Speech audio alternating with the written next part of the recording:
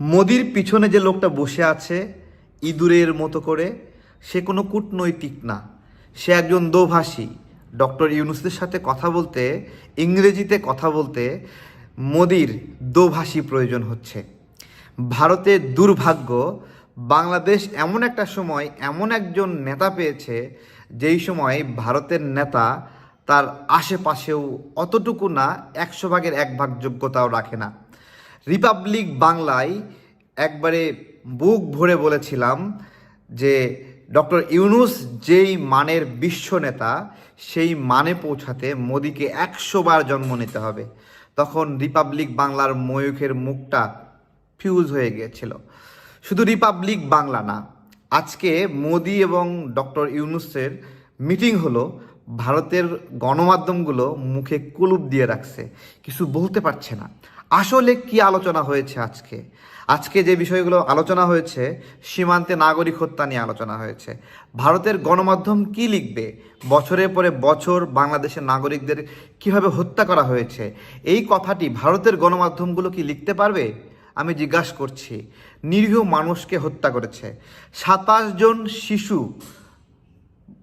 BSF হত্যা করেছে এই আমাদের সীমান্তে। একজন শিশু, সেও কি বিএসএফকে প্রতিহত করতে গিয়েছিল, যে কারণে তাকে হত্যা করতে হলো? বিএসএফের কাছে জিজ্ঞাসা, নরেন্দ্র মোদির কাছে জিজ্ঞাসা। এই তথ্যগুলো আমরা বারবার প্রধান উপদেষ্টাকে দিচ্ছিলাম, মেইল করছিলাম, জানাচ্ছিলাম। আমাদের যখন মিটিং হচ্ছিল তখন পরিসংখ্যানগুলো তুলে ধরেছিলাম যে আমাদের গত 16 বছরে 1000-এর উপর বাংলাদেশি নাগরিক হত্যা হয়েছে, যার ডকুমেন্ট হয়েছে মাত্র 600-র মতো, বাকিগুলো আনডকুমেন্টেড। এবং বেশিরভাগ মৃত্যুর ক্ষেত্রে জানাজা নামাজও পড়া হয়নি। তড়িঘড়ি করে শেখ হাসিনার সময়ে পুলিশ আমাদের এই সীমান্তে নিহত নাগরিকদেরকে মাটি চাপা দিত, জানাজা নামাজ পড়তে দিত না, উল্টো নিহতদেরকে চোরাকারবারি বলার চেষ্টা করত।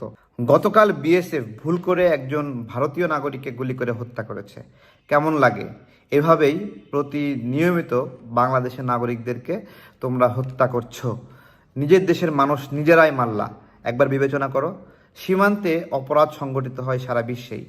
ভারতীয়রাও অপরাধ করে, বাংলাদেশিরাও অপরাধ করে। প্রত্যেকটা অপরাধের জন্য নির্দিষ্ট শাস্তি আছে, আইন আছে, আন্তর্জাতিক নিয়ম আছে। সেই নিয়ম অনুযায়ী বাংলাদেশের কেউ যদি কোনো ভুল করে, তার বিরুদ্ধে ব্যবস্থা নেওয়া হবে, ব্যবস্থা নেবে। কিন্তু এভাবে সীমান্তে পাখির মতো মানুষকে গুলি করে হত্যা কোনোভাবেই প্রশ্রয় দেওয়া যায় না। এছাড়া আলোচিত হয়েছে গঙ্গা পানি চুক্তির মেয়াদ শেষ হয়ে গেছে, সেই বিষয়ে আলোচনা হয়েছে। তিস্তা পানি চুক্তি বিষয়ে আজকে একটা কথা ভারতীয়দেরকে জিজ্ঞাসা করি। এই যে নদীগুলোর উপরে তোমরা বাঁধ দিয়ে পানিগুলো আটকে দিয়েছ, নিচু দেশের দিকে পানি প্রবাহিত হবে, খুবই স্বাভাবিক। তোমরা যে পানিগুলো আটকায় দিয়ে সারা দেশ সারা বছর ধরে এই পানিগুলো সুবিধা নিলা, যখন পানিটা বেড়ে যাচ্ছে বর্ষাকালে, পানির লোড নিতে পারছে না, তখন এই পানিটা আমাদের উপরে কেন ঠেলে দিচ্ছ? নিজেদেরকে প্রশ্ন করো। আমরা যদি বর্ষার সময় অতিরিক্ত পানির কারণে ক্ষতির ভাগ নিতে পারি, তাহলে শুষ্ক মৌসুমে যেইটুকু পানি আছে সেটুকু পানির কেন ভাগ পাবো না? এই নদীগুলো ভারতে উৎপত্তি হয়েছে এরকম না, এগুলো আন্তর্জাতিক নদী। কমপক্ষে 3টি দেশ থেকে টাচ করেছে এই নদীগুলো। সেই নদীগুলোর পানির হিসাব চাচ্ছি, যেগুলোর উৎপত্তিস্থল ভারতও না। ভারতও ওই নদীগুলোর পানি ভোগ করছে, অন্য দেশ থেকে আসা পানি। সেই পানিগুলোর একটা অংশ, ধরেন 1 বালতি পানি ভারতের কাছে আছে, আন্তর্জাতিক নদীর পানি। ভারতেরও অধিকার আছে, আমাদেরও অধিকার আছে। 1 বালতি পানির মধ্যে 1 গ্লাস তো আমরা ভাগ পেতে পারি। আমরা নিচু দেশে যারা আমরা ক্ষতির ভাগ বহন করি, 1 গ্লাস পানি তো পেতে পারি। এই বিষয়গুলো ভারতীয়রা বোঝে না। এই না বোঝার কারণে আমাদের দূরত্ব। ভারতের নাগরিক, ভারতের রাজনৈতিক ব্যক্তিবর্গ, সরকারি দল, বিরোধী দল, কখনো কেউই আমাদের এই বিষয়গুলোতে সহযোগিতা করেনি, সমর্থন করেনি। আমরা বলে যাচ্ছি। যে কারণে আমরা এই প্রশ্ন তুলেছি, ভারত আমাদের বন্ধু কিনা আমাদের আরেকবার বিবেচনা করতে হবে। আমরা তো দেখি ভারতের রাজনৈতিক দলগুলোর মধ্যে সরকারি দল, বিরোধী দল সমানভাবে বাংলাদেশের বিরোধিতা করে। বাংলাদেশের অস্তিত্ব তাদের জন্য অস্বস্তির, এইরকম একটা ভাব করে। আমিও আপনাদেরকে বলছি, ভারতের যে ভৌগোলিক ভৌগোলিক কাঠামো, সেটা যেরকম বাংলাদেশের জন্য অস্বস্তি, বাংলাদেশের ভৌগোলিক কাঠামো ভারতের জন্য অস্বস্তি। এটা আপনারা মনে রাখবেন। প্রত্যেকটা জায়গায় আপনারা যেরকম আমাদের উপর নির্ভরশীল, আমরাও আপনাদের উপর নির্ভরশীল, কিন্তু যেই নিপীড়নটা করছেন সেই নিপীড়ন আর করতে পারবেন না, কারণ আমাদের সাথে আছে বিশ্বমানের একজন নেতা।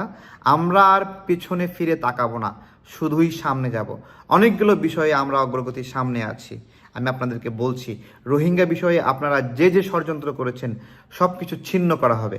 ডক্টর ইউনূস স্যারের সহযোগিতায় আমরা সকল রাজনৈতিক দল মিলে এই সহযোগিতা করব। যতদিন উনি দায়িত্বে আছেন আমরা সর্বোচ্চভাবে শক্তি দিয়ে সহযোগিতা করব। এবং বাংলাদেশের নাগরিকরা এতদিন পরে ভাবছে তাদের মনের মতো একজন ব্যক্তিকে নেতা হিসেবে পেয়েছে। আজকে জাস্ট মোদি এবং ডক্টর ইউনূসের যোগ্যতার কাঠামো দেখেন। মোদিকে একজন দোভাষী নিয়ে ডক্টর ইউনূসের পাশে কথা বলতে হচ্ছে। স্বাধীনভাবে ইংরেজিতে সে নিজের মনের ভাবটা প্রকাশ করতে পারছে না। এটাই হলো মোদি এবং ডক্টর ইউনূসের পার্থক্য। আসসালামু আলাইকুম।